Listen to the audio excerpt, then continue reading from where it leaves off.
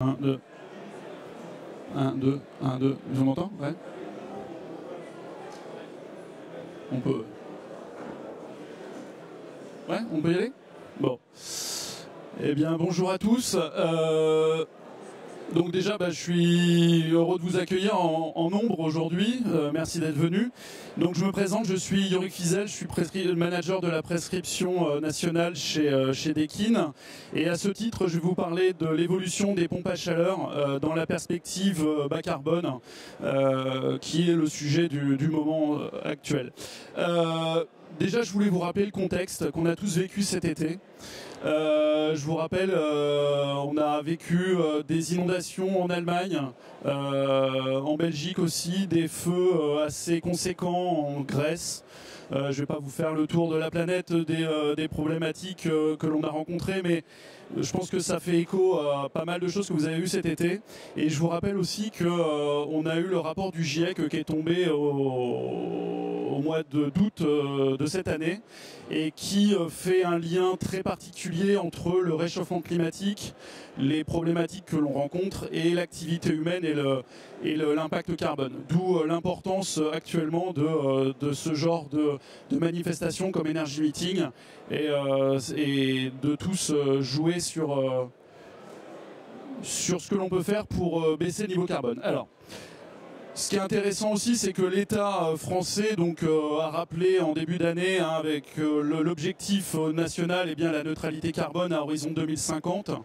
Et cette neutralité carbone, en fait, ça fait longtemps qu'on l'attend, qu'on la met en place au travers du plan climat qui date de 1990 et qui visait déjà à l'époque à baisser à horizon 2050 de 80% les émissions de gaz à effet de serre sur l'ensemble des activités que l'on peut avoir, donc les bâtiments, le transport, l'industrie, etc. La neutralité carbone s'inscrit bien évidemment dans ce plan climat et les 20% restants seront cherchés par le captage de CO2 dans les forêts, etc. Pour nous aider à atteindre cet objectif, on a eu jusqu'à présent les réglementations thermiques, RT 2012 par exemple, qui nous ont permis de diminuer l'impact carbone dû aux émissions indirectes, la consommation d'énergie, mais aussi les différents labels sur lesquels les intervenants, les propriétaires de bâtiments, de manière volontaire, partaient pour être dans cette démarche bas carbone et basse consommation d'énergie. Donc je vous ai mis un exemple de certains de ces labels. Et l'ensemble de ces labels, d'une certaine manière, préfigurait la RE 2020 qui fait partie de notre objectif maintenant, qui vient d'être défini pour la partie résidentielle et qui ne va pas tarder à être défini pour la partie tertiaire dans les mois à venir. Ce qui change avec cette RE 2020, c'est que l'on va mesurer l'impact carbone des produits utilisés dans la consommation. Donc je vous ai mis un exemple d'histogramme d'une étude d'un bâtiment qui est réalisé où on vient cumuler les impacts carbone des différents lots de construction avec donc une ACV, une analyse du cycle de vie du bâtiment. Et il y a deux lots qui nous... en clim chauffage, pour les pompes à chaleur, il y a deux lots qui nous intéressent particulièrement. Le lot 14 qui concerne les fluides frigorigènes, qui donc mesure l'impact carbone des fluides frigorigènes qui sont mis dans l'installation. Et le lot 8 qui est le lot CVC qui lui mesure l'impact carbone du matériel qui est installé dans les bâtiments. Et à ce titre, en fait, chez Dekin, nous développons, on a un plan de développement assez conséquent de fiches PEP pour justement accompagner nos clients bureaux d'études à faire ces études carbone en vue de la RE 2020 et éventuellement des autres labels. Voilà. Donc vous l'avez compris, notre objectif chez Dekin, c'est de tendre vers zéro émission carbone à horizon 2050, donc de suivre exactement le plan qui est annoncé. Et pour ça, on a trois moyens. On s'est fixé trois moyens. Le premier, c'est de travailler sur des nouveaux réfrigérants qui sont bas carbone. Le deuxième, c'est de travailler sur des nouveaux concepts et des nouveaux produits, donc on va en parler juste après. Et le troisième, c'est de promouvoir l'économie circulaire autour de l'ensemble de nos solutions. Donc l'impact carbone des fluides frigorigènes, je reviens sur la F-Gas puisque c'est elle qui cadre depuis 2015 le droit à mise sur le marché des fluides frigorigènes et en fonction aussi de leur niveau de PRP, donc de potentiel de réchauffement planétaire, et donc en fait c'est leur indice carbone tout simplement. Et le prérequis pour développer de nouveaux fluides, puisque on en est là aujourd'hui à devoir développer de nouveaux fluides, les prérequis c'est d'avoir un faible indice PRP, donc un faible indice carbone sur le fluide bien évidemment, mais aussi une haute performance énergétique pour l'échange thermique de ce fluide qui va permettre d'avoir un impact carbone indirect le meilleur possible et de rentrer dans la partie thermique aussi du bâtiment, hein, la RT actuelle, mais principalement de garantir aussi la sécurité des biens et des personnes, puisqu'une multitude de fluides aujourd'hui qui sont éligibles peuvent éventuellement être, j'allais dire, dangereux pour les biens et les personnes. Donc c'est un point important à vérifier lorsque l'on développe un fluide. Alors ces fluides, en fait, on va avoir différents fluides qui vont être réfrigérants, qui vont être mis à disposition suivant les marchés. Le premier marché, c'est le résidentiel et le tertiaire, où on va retrouver principalement le fluide R32, qui a un PRP de 675, donc ce qui permet de baisser de l'ordre de 3 à 4 par rapport au fluide actuel, l'impact carbone. Au niveau du tertiaire et de l'industrie, on va avoir des fluides qui vont avoir un impact encore plus faible, de l'ordre de 6, qui sont des HFO. Par exemple le R1234Z2 qui donc est plus utilisé dans l'industrie pour des caractéristiques techniques qui fait que ce fluide-là ne peut pas fonctionner sur les pompes à chaleur par exemple. Et le dernier point, c'est la réfrigération, où là on va plutôt travailler avec des fluides dits naturels qu'on va retrouver sur cette partie.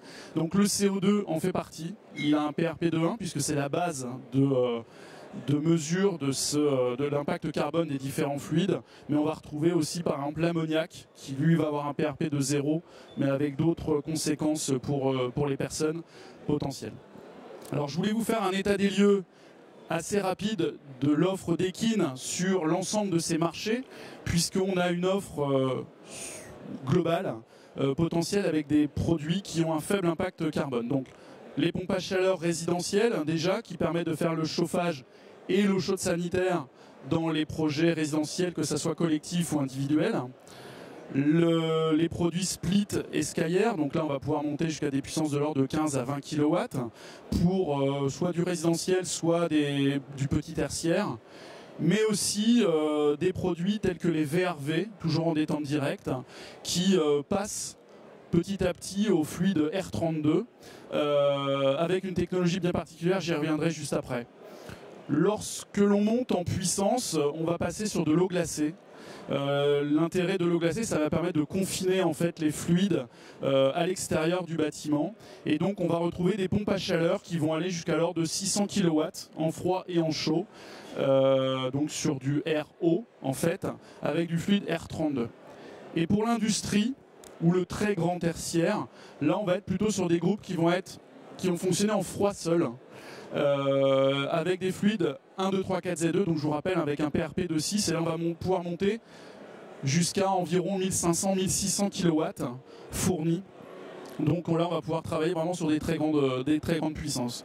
Au niveau de l'industrie, là sur le froid industriel, on va descendre jusqu'à des températures de moins 30, moins 40 degrés, avec des machines qui fonctionnent entre autres chez Ekin au CO2, donc avec un impact carbone très faible de 1. Donc voilà, vous voyez qu'on a une gamme complète qui permet de répondre à ce genre de demande. Je voulais vous faire un point plus particulier sur le VRV au R32, puisque c'est un produit qui a été lancé il y a tout juste un an, qui est une petite révolution sur le marché de la détente directe et dans le tertiaire, puisque par rapport au VRV actuel que l'on a sur le marché qui fonctionne au R410, l'impact carbone de l'installation est divisé par 4. Donc ça a quand même un intérêt particulier par rapport à cet impact carbone. Mais ce qu'il faut noter aussi, puisqu'on entend plein de choses sur le R32, comme son niveau d'inflammabilité qui est A2L, donc un niveau d'inflammabilité limité, mais niveau d'inflammabilité quand même. Et donc en fait on se doit sur ce genre d'installation d'intégrer des organes de sécurité, de détection de fuite pour éviter toute problématique sur l'installation. Et donc en fait avec la technologie Shiruto, qui est une technologie propre à Deakin, on intègre l'ensemble des sécurités à l'intérieur des machines. Donc on va avoir le détecteur de fluide, on va avoir les différentes vannes et les alarmes qui sont nécessaires. Donc tout est intégré directement d'usine et plus rien n'est à prévoir, je dirais, au niveau de l'installation, ce qui nous permet directement de répondre à l'ensemble des types de bâtiments, qu'ils soient résidentiels ou tertiaires, avec ce type de produit. Donc ça c'est vraiment une révolution en soi qu'on a lancée l'année dernière. Et à ce titre, nous avons eu la chance d'avoir le deuxième prix de l'innovation ICVF en début d'année, qui venait récompenser, je dirais, le travail de la R&D d'Ekin. Alors, on ne se limite pas aux produits, mais je vous disais, l'idée c'était de proposer des nouveaux concepts pour avancer justement vers cet impact, faible impact carbone. Et notre objectif en fait est de promouvoir l'économie circulaire. L'intérêt de l'économie circulaire, en fait, ça va nous permettre de considérer le déchet comme une ressource et donc d'arrêter de consommer toujours et d'aller chercher les ressources de la planète pour produire toujours du fluide neuf, mais au contraire utiliser les fluides qui sont déjà en quantité très importante dans les installations existantes, de le récupérer et d'aller le remettre dans des installations neuves ou tout au moins en maintenance. De ce fait, on va pouvoir sécuriser la disponibilité des fluides tels que le R410A par exemple dans le temps, donc ce qui va permettre de continuer de maintenir les installations existantes et qui se font encore aujourd'hui au R410. Donc dans le temps, on pourra continuer à les utiliser et on va limiter l'impact carbone et l'impact environnemental. Donc on a travaillé sur 2 points. Déjà au niveau de l'usine, au niveau de la production même des groupes. En développant donc une gamme qui s'appelle les VRV Loop. Loop parce qu'on vient utiliser ce fluide régénéré. Donc on travaille avec un fournisseur de fluide qui récupère par obligation d'une certaine manière le fluide qui est récupéré sur les installations. Ce sous-traitant donc va régénérer le fluide, c'est-à-dire qu'il va le nettoyer de l'ensemble de ces particules qui sont dans le fluide utilisé. Ils vont reséparer les molécules pour refaire un fluide neuf. Donc on va repartir sur une qualité de fluide complètement neuf, mais sans être allé chercher les matières premières. Donc on est sur du fluide régénéré et on va, avec ce fluide, remplir les précharger les groupes VRV, donc VRV Loop, qui sont mis sur le marché. Donc ça, on fait ça depuis 1 an et donc on est avec les premiers VRV en économie circulaire. Sur l'année 2020, l'économie qui a été réalisée au niveau de Deakin Europe, donc de l'usine qui produit les VRV pour l'Europe, c'est une économie de 155 tonnes de fluide R410. Ça équivaut à 323 000 tonnes équivalent CO2. Alors comme ça, on n'a pas forcément de notion.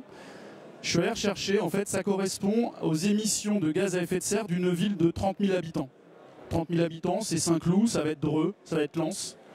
Donc on a économisé par an, chez Deakin France, l'année dernière, ces émissions de gaz à effet de serre. Mais on a voulu aussi travailler au niveau local sur le fluide régénéré et de travailler donc en circuit court entre le service technique Deakin et les utilisateurs. Et donc en fait, ce que l'on propose, c'est que lorsque l'on démantèle une installation existante avec du fluide R410, on vienne récupérer ce fluide, on va le recycler et pas le régénérer. Les mots sont importants. C'est-à-dire qu'en fait, on va le dépolluer complètement. Et si les caractéristiques physico-chimiques du fluide le permettent, c'est-à-dire que s'il n'a pas été dégradé par des problématiques de fonctionnement sur l'installation existante, en fait, on va pouvoir le réutiliser. Et donc, on va proposer à notre client qui nous a demandé de récupérer ce fluide et de le recycler, soit de le réutiliser immédiatement dans une installation neuve, qu'il refait, par exemple si on refait un bâtiment directement, ou alors, si on n'en a pas besoin immédiatement, de le mettre en banque pendant une durée d'une dizaine d'années et de venir piocher dans cette banque de fluide au gré des besoins en maintenance, etc. Des sites, des différents sites du propriétaire. Vous l'avez compris, l'objectif en fait est d'être sur 100% de fluide régénéré et donc de valoriser l'économie circulaire autour des fluides frigorigènes. Alors pour ça, je voulais vous présenter une référence que l'on a faite l'année dernière, qui est un chantier qu'on a réalisé donc à Boulogne-Billancourt, juste à côté. C'était un bâtiment en rénovation, un R+7 de 4200 m², sur lequel en fait l'installation a été complètement démantelée. Donc on a récupéré le fluide existant, que l'on a recyclé au sein de nos équipes techniques à Paris. Le client a réinstallé 7 VRV Loop, donc qui sont préchargés d'usine avec du fluide régénéré. Et le fluide que l'on a récupéré sur l'installation, qui a été recyclé, a permis de venir faire le complément de charge sur l'installation. Donc ce client s'est retrouvé avec la totalité de son fluide de son installation qui était issu de l'économie circulaire. Ce chantier donc, a été valorisé par des BRIM, puisqu'on travaillait en économie circulaire, a permis d'économiser 363 tonnes équivalent CO2 du fait de ce fluide recyclé et régénéré qui a été installé. On avait 174 kg de R410. Donc c'est quand même une économie environnementale très intéressante. Un autre projet, si ça veut marcher, un autre projet qui est en cours de finalisation sur Grenoble, à Mélan exactement. C'est un chantier qui représente 3 bâtiments neufs, 25 000 m², sur lequel les objectifs carbone étaient très élevés, ou très bas, suivant comment on regarde la chose. Le projet initial était parti en R410, par manque de solutions techniques. Et ça n'arrivait pas à faire passer l'objectif carbone qui était demandé par l'utilisateur final. Et on a eu la chance de sortir le VRV R32 l'année dernière au mois de septembre, et donc de finaliser le projet avec du VRV R32, ce qui a permis de débloquer pas mal de choses au niveau du projet et de la mise en œuvre. Et donc en fait on est parti sur 69 VRV R32, ce qui nous a permis d'économiser, si on fait la balance avec le R410 qui était prévu initialement, 615 tonnes équivalent CO2. Donc bien évidemment il y a eu des économies qui ont été faites au niveau des moquettes, etc. Mais c'est vrai que c'était très intéressant pour l'utilisateur de se retrouver par rapport à ça. Voilà, je voulais la conclusion, pardon. Donc voilà, on est face à une situation qui est complètement inédite. Avec des objectifs ambitieux à relever, hein, on le voit tous, hein, l'impact carbone et l'impact environnemental est vraiment très ambitieux, à horizon 2030 dans un premier temps, mais 2050 à terme, et c'est très proche, hein, on est à peine en 30 ans, et donc il faut vraiment qu'on s'inscrive dans de nouvelles habitudes, et donc il faut qu'on change complètement de paradigme en fait, hein, sur le sujet. Et donc Dekin, on est là vraiment pour vous accompagner, c'était le message qu'on voulait vous faire passer aujourd'hui. Donc dans les méthodes de production qui sont repensées au niveau de l'usine, avec des produits moins impactants, et aussi des services donc en local très orientés vers la sobriété et pour vous accompagner dans ces projets environnementaux. Et l'ensemble de l'équipe de prescription est là aussi pour vous aider. On peut passer, si vous avez des questions, je veux bien essayer d'y répondre. Oui, bonjour. J'en ai plusieurs, mais je vais essayer d'être bref. Quand vous parliez des économies en équivalent CO2, vous compariez deux bilans carbone. Le premier, si j'ai bien compris, c'est lesquels? Quel bilan carbone vous comparez quand vous parlez de je ne sais plus combien, 300 tonnes d'équivalent CO2? Alors, ça dépend des projets. Alors, je vais revenir un petit peu en arrière. Non, je peux pas revenir en arrière? Non, ça marche pas. Bon, bah, je suis en train de présenter celle d'après. Donc, en fait, ça dépend des projets. Si l'économie qui est réalisée, en fait, c'est soit on économise, soit on ne met pas de fluide neuf. Donc, à ce moment-là, l'économie qui est réalisée, c'est 100% du bilan carbone pour le fluide. Je parle du fluide uniquement. Les groupes, eux, par contre, ont un indice PEP.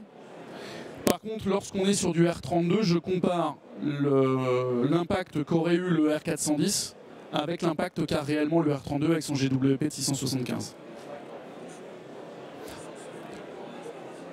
En production, puisqu'en fait l'impact c'est le GWP multiplié par la quantité de fluide qui est mise sur le bâtiment. Voilà. L'autre question, c'est une question économique. Quand vous faites une question économique, c'est-à-dire quand vous faites des projets avec du fluide régénéré comme vous avez montré à Grenoble, en termes de coût,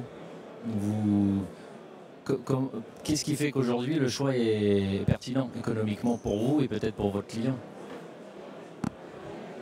Alors, au niveau des groupes vers V-Loop, il n'y a pas d'impact financier. Donc ça, les groupes sont au même prix qu'ils soient avec du fluide neuf ou avec du fluide régénéré. Au niveau des fluides recyclés, donc que l'on fait en interne, aujourd'hui, l'impact financier, puisque le fluide R410 a vraiment baissé et n'est plus vraiment très cher, même si c'est toujours trop cher, mais effectivement, l'impact financier, on n'est pas tout à fait à l'équilibre.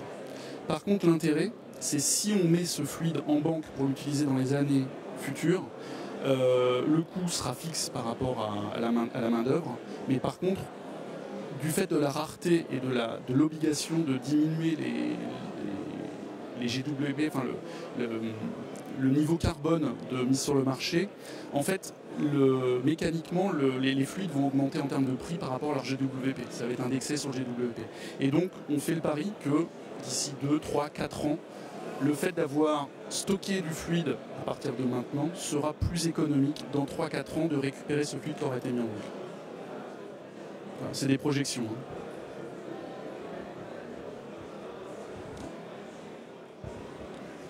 Bonjour à tous. Moi, je voudrais prendre un peu de recul par rapport au sujet de votre présentation sur PAC et RE2020 et vous poser la question. Donc, vous avez présenté deux exemples de bâtiments de bureaux sur lesquels vous êtes intervenu.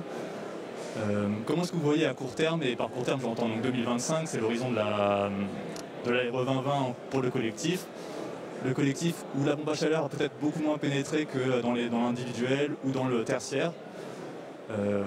Quelle capacité de la filière pompe à chaleur à répondre aux objectifs de la RE 2020 et pourquoi pas élargir ça aussi à la rénovation en collectif, hein.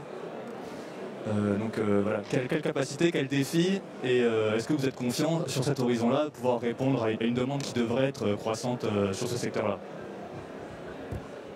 Alors, effectivement, les produits qui sont présentés là s'apparentent plus à des produits qui vont être installés dans de l'individuel. Le collectif, les pompes à chaleur, c'est soit on a une production centralisée qui permet à ce moment-là très facilement de distribuer au niveau des appartements. Mais c'est vrai que sinon le défi est assez conséquent. Donc en fait on va devoir développer de nouveaux produits, de nouvelles technologies. Alors je sais qu'il y a une conférence AFPAC cet après-midi qui va essayer de répondre à ce sujet sur des pistes de recherche actuelles. Mais c'est vrai que les produits, ou tout au moins les solutions, parce que les produits éventuellement peuvent exister, mais peut-être que les solutions sont encore à imaginer. Voilà. Mais faut qu'on imagine de nouvelles solutions, effectivement, donc il y a du développement encore à faire. Les solutions ne sont pas encore disponibles, du coup, je comprends. Sur du résidentiel collectif, il faut faire avec soit les pompes à chaleur actuellement, c'est-à-dire avec la difficulté d'avoir un groupe à mettre à l'extérieur pour chaque appartement. C'est pas toujours possible.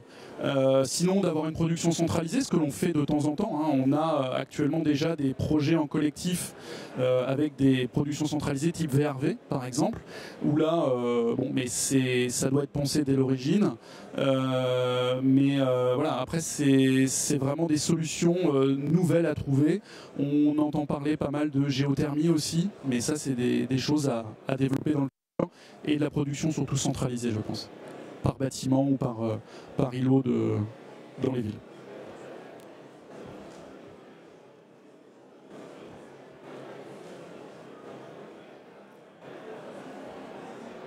Je cherche les questions.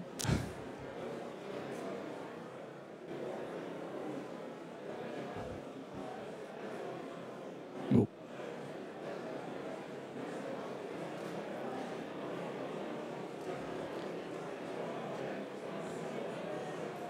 Bon, très bien. En tout cas, n'hésitez pas à venir nous voir sur notre stand si vous avez d'autres questions, bien évidemment.